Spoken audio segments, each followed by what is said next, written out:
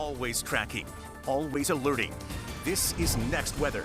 It's our FPL Next Weather Sphere. I'm meteorologist Dave Warren. The Next Weather rain radar is watching Tropical Depression 2, seeing the circulation. The storm's still trying to develop near the center. Not all that organized, but enough to be classified as a tropical depression starting today. Now, the outer bands of this are just working towards Tampa, Naples, but they really fall apart much farther east you go. We did have one storm try to hold together briefly as it went right near 27 and then maybe clipped Coral Springs and Parkland. That was earlier today. Things are quiet tonight. In fact, we're not looking at all the higher rain chances over the next few days. Pretty much lower rain chances. That tropical moisture, there's a sharp cutoff.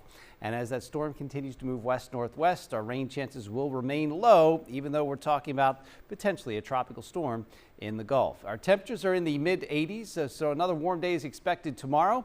We'll go right into the tropics and show you the newest information that came in.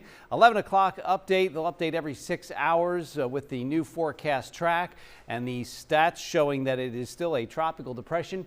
Winds at 30 miles an hour, but now the movement west-northwest. It's going to crawl for the next day or two. Moving slowly to the west-northwest. Now the western edge of these heavier rain bands still around Tampa. They did hold together just around Naples, but farther east, and all we get is 1 or 2 showers or storms that develop this evening. That'll be the trend again tomorrow. The storm just slowly moving, likely becoming a tropical storm, and then curving to the west. Now this is the time to watch the highest impacts.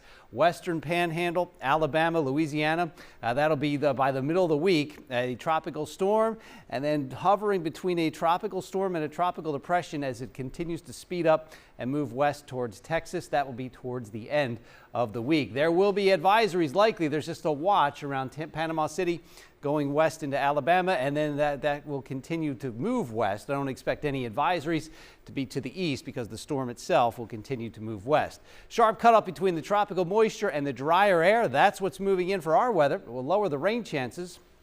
That'll be over the next day or two.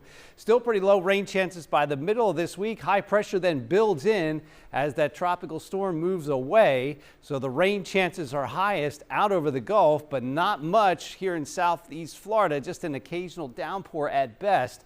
That'll be over the next few days.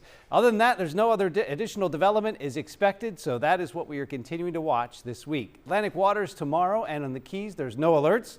Winds coming in south, it's about 10 to 15 knots, maybe a stronger gust. Bit of a breeze building tomorrow, so the rip current risk is now up to moderate. We'll put breezy in that forecast tomorrow, but we don't have much in the way of rain chances Tuesday, Wednesday, or Thursday. Moisture begins to move back into the area. We up the rain chances, we lower the temperature slightly, but we'll keep them just above 90 degrees.